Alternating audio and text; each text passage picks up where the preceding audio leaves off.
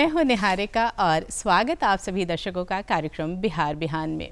आप राजभाषा दर्पण नामक एक छमाही पत्रिका का प्रकाशन भी करते हैं और आप संप्रति हिंदी सलाहकार समिति भारत सरकार के सदस्य हैं। तो चलिए स्वागत करिए आज के कार्यक्रम में हमारे आज के विशेष मेहमान श्री वीरेंद्र कुमार यादव जी का। नमस्कार वीरेंद्र जी, बहुत बहुत अभिनंदन, स्वागत आपका कार्यक्रम में।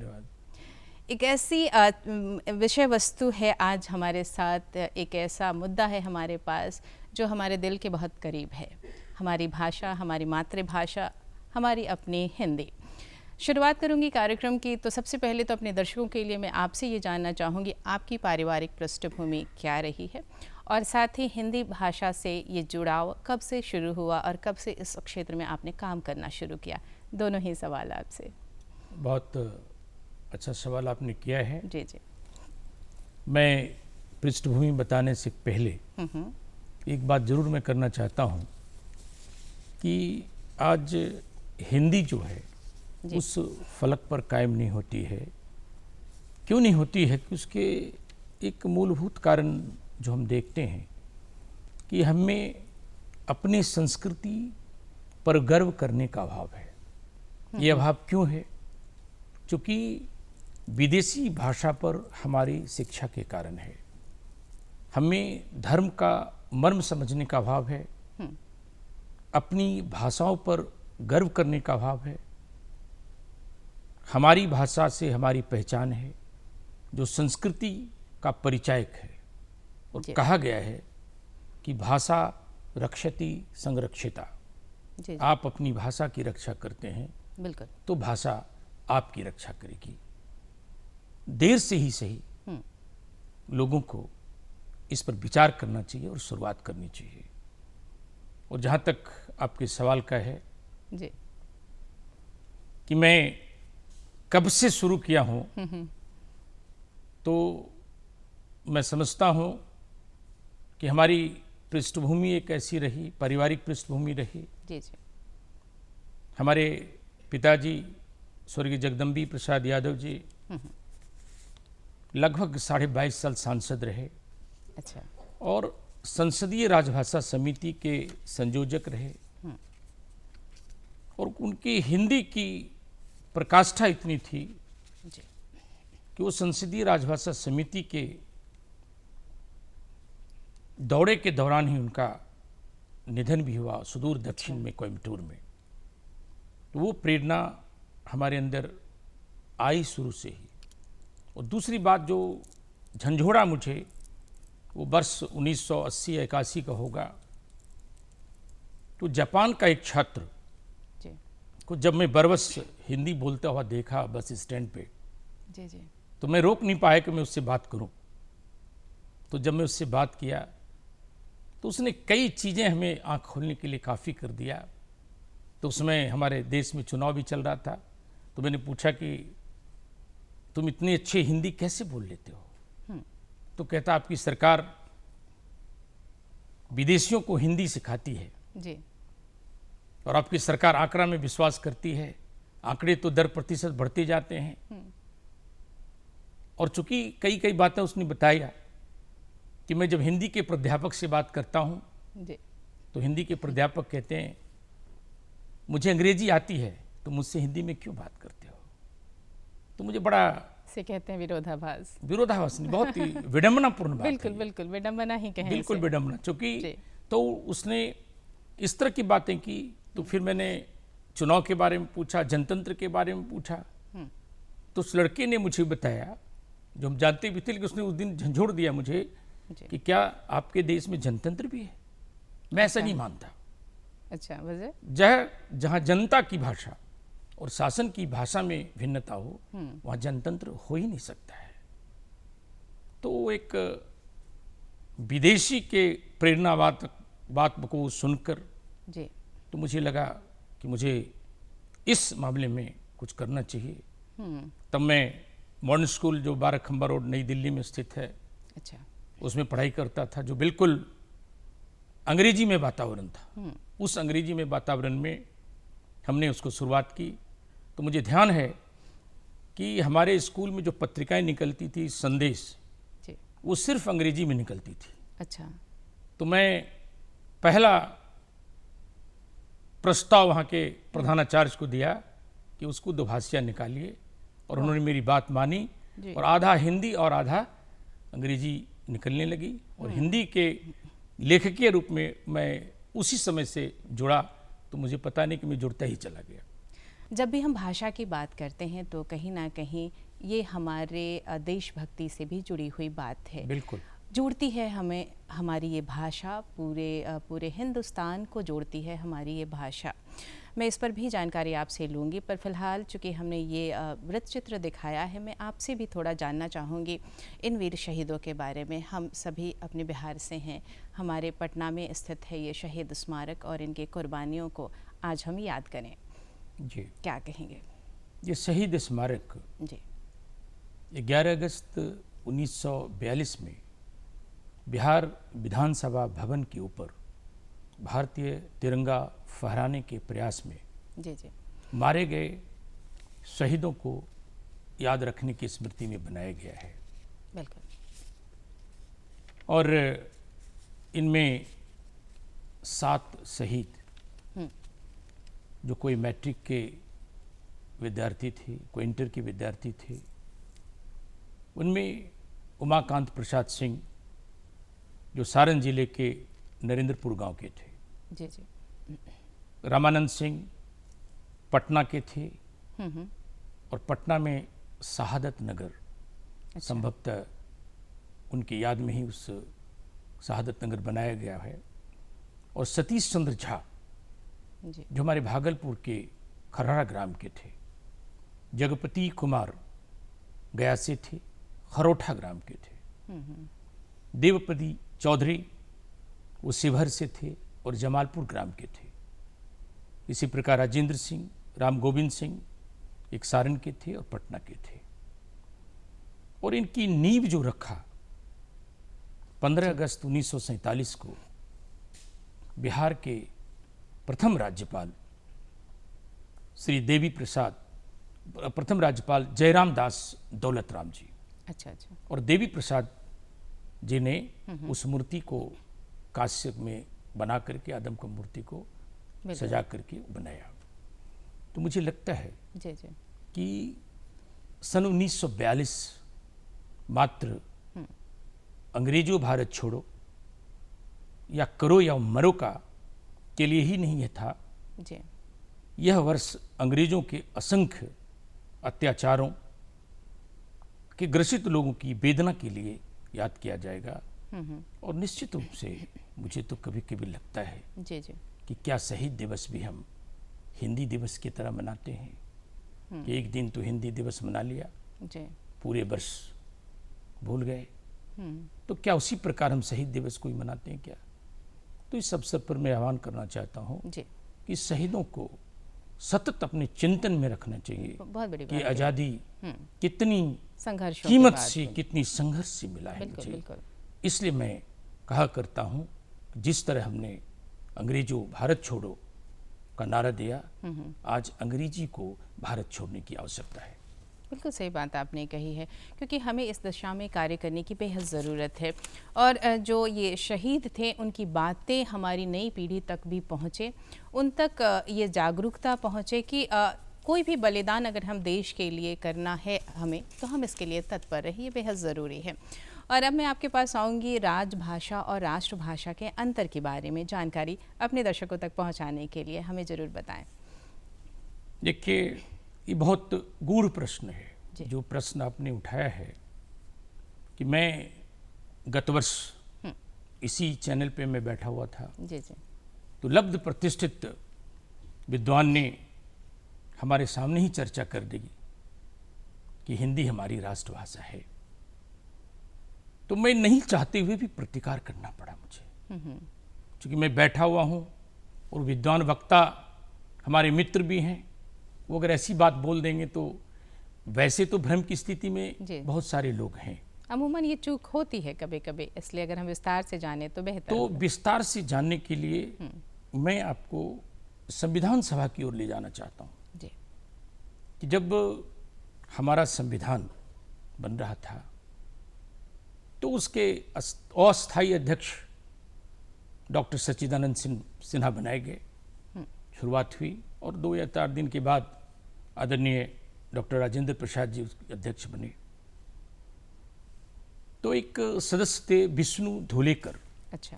उन्होंने पहली बार कहा कि हमारा संविधान की जो कार्रवाई है वो हिंदी में होनी चाहिए जी जी। और हम संविधान को हिंदी में पारित करेंगे। बिल्कुल। तो अध्यक्ष डॉक्टर राजेंद्र प्रसाद ने कहा ऐसे ही होगा, और उनकी हार्दिक इच्छा होते हुए भी जी हम संविधान को हिंदी में नहीं बना पाए। भाषा और राजभाषा में क्या अंतर होता है, कृपया हमें बताएं। मैंने पहले बताया था, जी उसी को जोड़ रहा हूँ कि हमने जब संविधान को बनाना शुरू किया जी जी तो अंग्रेजी के संवाद को, बात को खंडशः हमने विचार किया और लगभग 1 खंड, 2 खंड, 3 खंड इस तरह से करते हुए हमने उसको पारित किया। जी। और जब हमने इसको पारित किया तो हिंदी को अनुवाद करने की समिति बनी, उपसमिति बनी और एक एक शब्द के लिए कई दिन लगे। अच्छा। एक एक शब्द को बनाने में बहुत सारे विद्वान को लगाए गए। बिल्कुल। तो उसमें राहुल संकृत्यान को भी बोलना पड़ा कि चूंकि मुझे संवैधानिक भाषा की जानकारी नहीं होने के कारण जी जी हमें अनुवाद करने में दिक्कत हो रही है। तो वो अनुवाद की देरी और संविधान बनाने की जल्दीबाजी में अच्छा हिंदी का हनन हो गया वहाँ। बिल्कुल। और जब हम 24 जनवरी को समापन समारोह कर रहे थे तो उसके कुछ दिन पहले जी। हिंदी का अनुवाद आया और उस अनुवाद में हिंदी के प्रति पर 282 सदस्यों ने और अंग्रेजी के प्रति पर 278 सदस्यों ने नेहरू समेत हस्ताक्षर किए। जी जी। तो उस हस्ताक्षर को हमने भारत सरकार के राजपत्र में छपा करके मान लिया कि हमने हिंदी के पाठ को भी पारित कर दिया। जी। तो ये 1961 में जब विधि आयोग का गठन हुआ तो उस समय बात आई कि जो हिंदी को हमने पारित किया है उसका वैधानिक बल क्या है। तो उसके लिए भी समितियां, उपसमितियां बनी। अच्छा। तो जो परिणाम आए उसके, तो हिंदी को वैधानिक बल ही नहीं है। तो महान न्यायवादी नीरेन डे के पास गया, वहाँ भी बहुत विधि विशेषज्ञों से राय ली गई। जी जी। तो चूंकि हिंदी के प्राधिकृत पाठ को संविधान सभा ने पास ही नहीं किया, इसलिए चूक गए हम लोग यहाँ। जी। और इस जगह चूकने के कारण क्या हुआ कि फिर अब क्या हो सकता है, अब तो संविधान सभा भंग हो चुकी है। जी जी। तो दोनों सदनों ने राष्ट्रपति के अनुमोदन से, वो भी तब हुआ जब केंद्रीय हिंदी समिति में अच्छा बात आई और तत्कालीन प्रधानमंत्री स्वर्गीय श्रीमती इंदिरा गांधी ने उसमें संज्ञान लिया। तो उन्होंने कहा कि इसको देख करके इसका निराकरण निकाला जाना चाहिए। जी जी। तो कई विधि मंत्री आए गए, लेकिन 1981 या 86 में जगन्नाथ कौशल विधि मंत्री बने। तो उन्होंने संज्ञान ही लिया और मंत्रालय के कुछ अधिकारियों ने निश्चित रूप से उनको बताया कि ये सर होना चाहिए। जी जी। तो उन्होंने इसको प्रस्ताव को दिया। तो तत्कालीन गृह मंत्री बूटा सिंह जी ने उसको प्रस्तावित किया, पुनर्स्थापित किया संसद में और इसको पास करके अंततः हमने 1988 में इसको लागू कराया। तो हिंदी के प्राधिकृत पाठ को बनाने में हमने 40 वर्ष लगाए।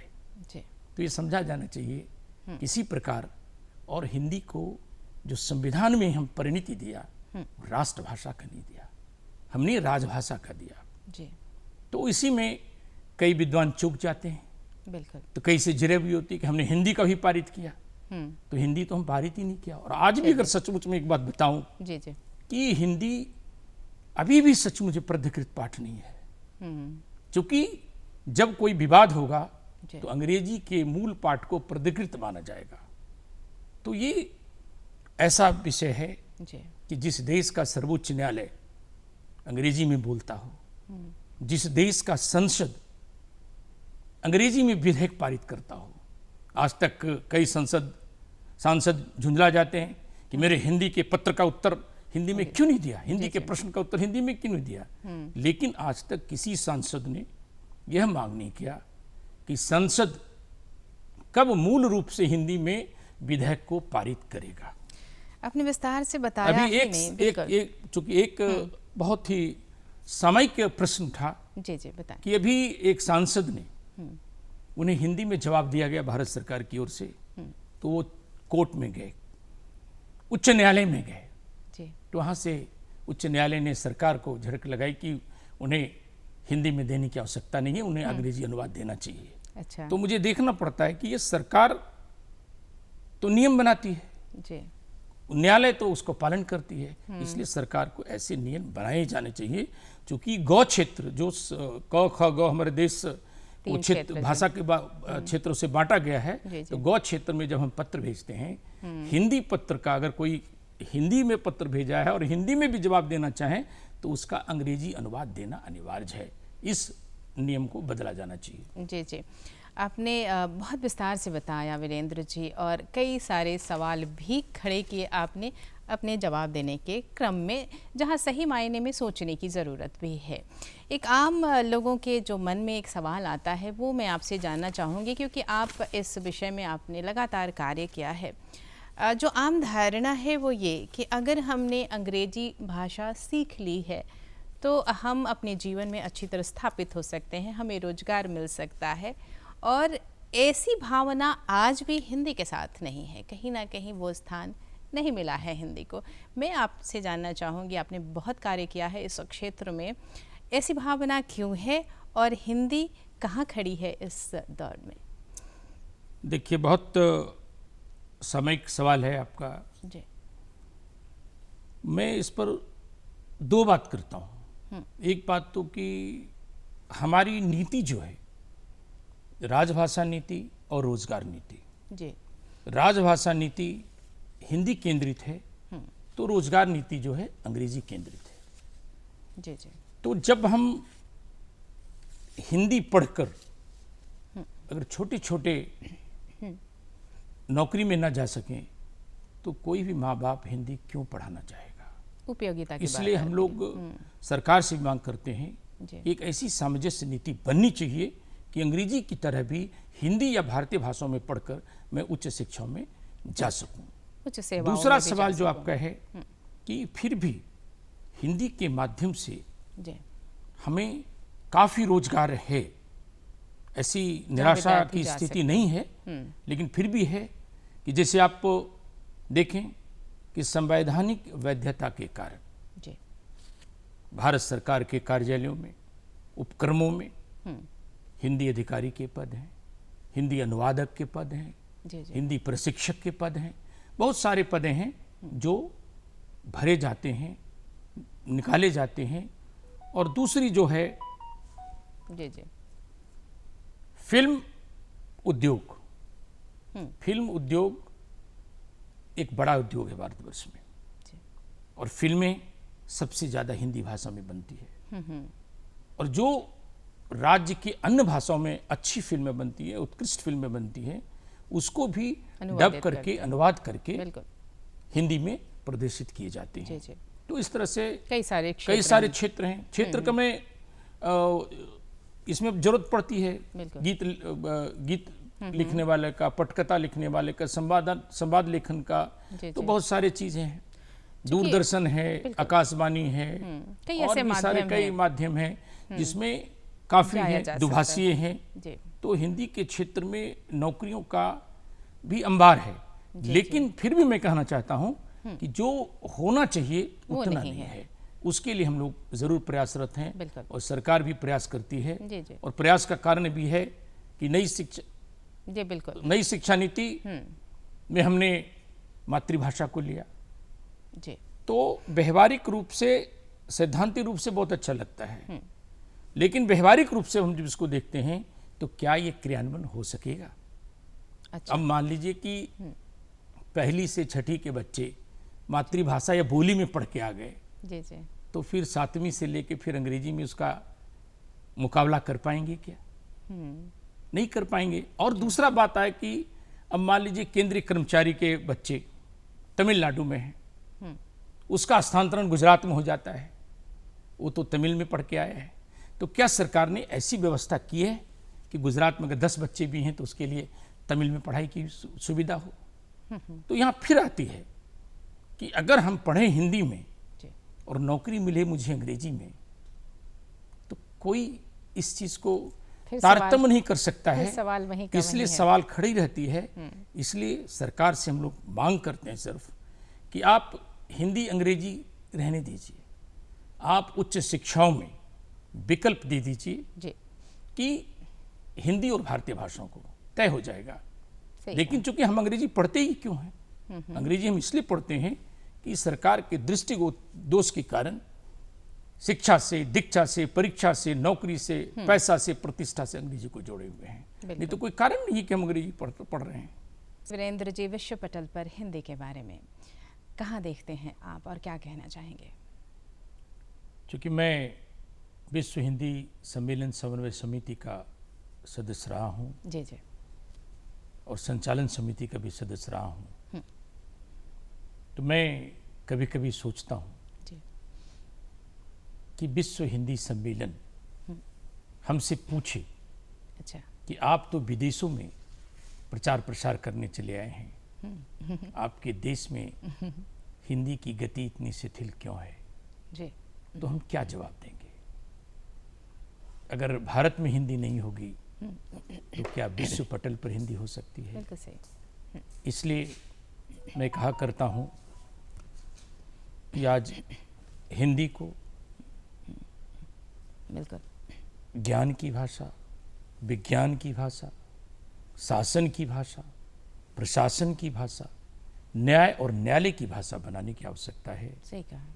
तभी हम भारत के आंगन में नवान का उत्सव देखेंगे जी, और हिंदी का तुलसी दल पल्लवित होते देखेंगे। बहुत सही कहा आपने। तो निश्चित रूप से इसके लिए राष्ट्रीय सोच बनाने की आवश्यकता है, मानसिकता बदलने की आवश्यकता है। और जब विश्व पटल पर आपने सरकार की बात की, यहाँ क्या हम लोग करते हैं, बिल्कुल, तो कई आयोग कार्य कर रहे हैं, कई समितियां बनाई गई। हाँ, समितियां की बात पर मैं आता हूँ। पहले मैं विश्व की बात कर दूं कि विश्व हिंदी सचिवालय हमने बनाया है जी, और 2008 से मॉरिशस में काम करता है। वो मॉरिशस और भारत दोनों के संयुक्त तत्वावधान में वो चलती है। और जो विदेशी भारतवंशी हैं, वो जो हमारा विदेशों में प्रचार प्रसार करते हैं, बहुत विदेशी विद्वान भी हमारे हिंदी का प्रचार प्रसार करते हैं। ओदेलिन स्मेकल हैं, बिल्कुल, स्टुअर्ट ग्रे हैं, बहुत सारे विद्वान हैं जो कि मैं विस्तार से वर्णन नहीं करना चाहता हूँ। तो वो लोग हिंदी के प्रचार प्रसार करते हैं और हिंदी काम कर रहे हैं। जो लोग हमारे यहाँ के हैं भारतवंशी हैं, वो भी बहुत तटस्थता के साथ, और उनमें तो ललक होती है हिंदी बोलने की।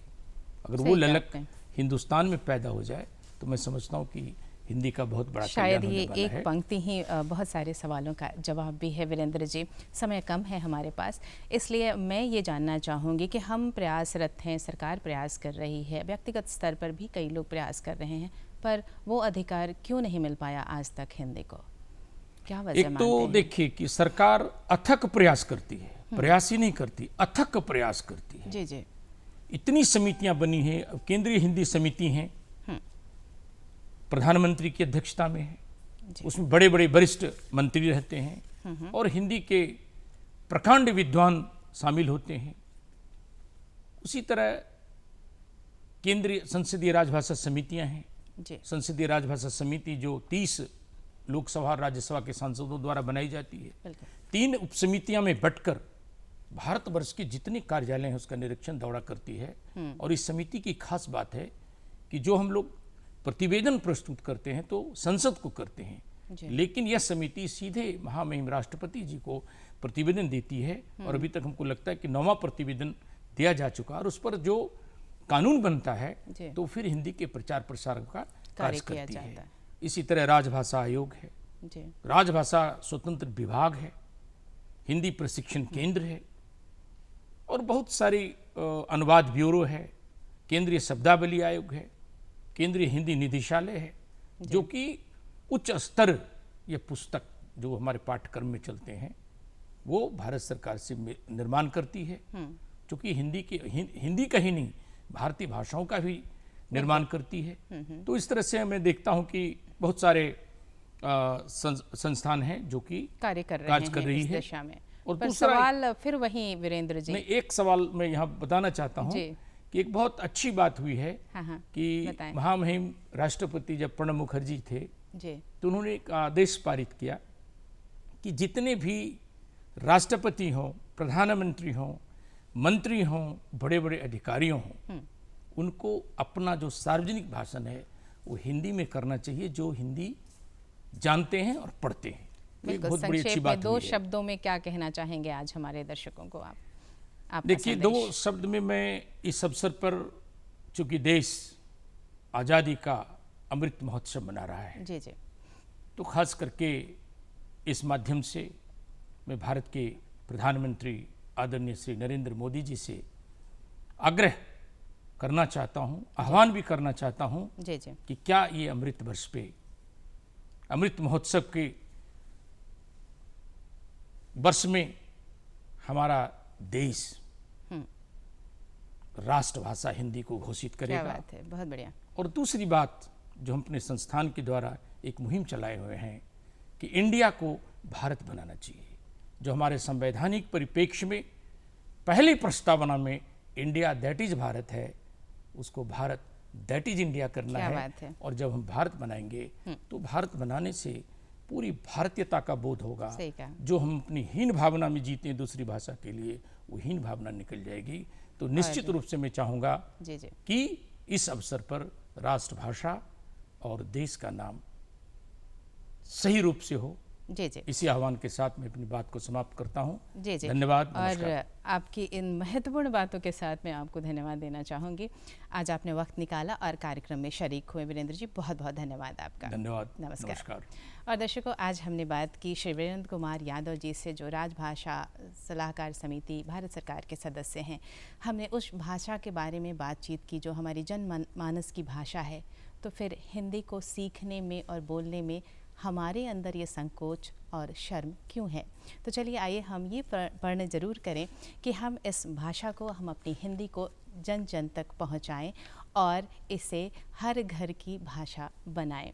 आपसे ये गुजारिश और करूंगी, कैसा लगता है आपको हमारा ये कार्यक्रम? आप हमें ईमेल भेजें, आप हमें ख़त लिखें, क्योंकि आपके जो विचार हैं वो कार्यक्रम को और अच्छा स्वरूप देने में हमारी मदद करते हैं। तो चलिए इसके लिए नोट करिए हमारा पता।